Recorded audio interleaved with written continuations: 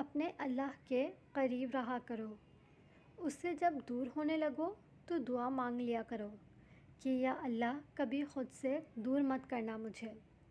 اللہ سے محبت اس لیے نہیں کی جاتی کہ ہمیں اس کی ضرورت ہے، ضرورت نہیں حصہ ہے۔ اللہ زندگی کا حصہ ہے، اللہ زندگی کا مقصد ہے، آغاز بھی اللہ ہے اور اختتام بھی اللہ ہے۔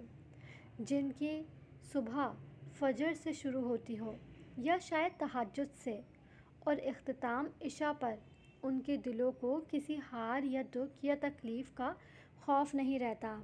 وہ لوگ سہ لیتے ہیں، برداشت کر جاتے ہیں، کیونکہ ان کا آسرا اور سہارا صرف اللہ ہوتا ہے۔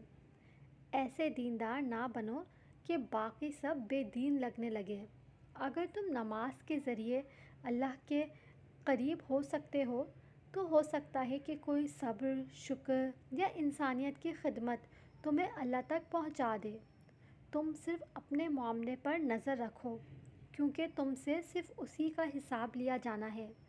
ہمیں یہ سمجھ لینا چاہیے کہ ہم دوسروں کے معاملات پر جواب دہ نہیں ہیں، تو ہم ان سے سوال کا حق بھی نہیں رکھتے۔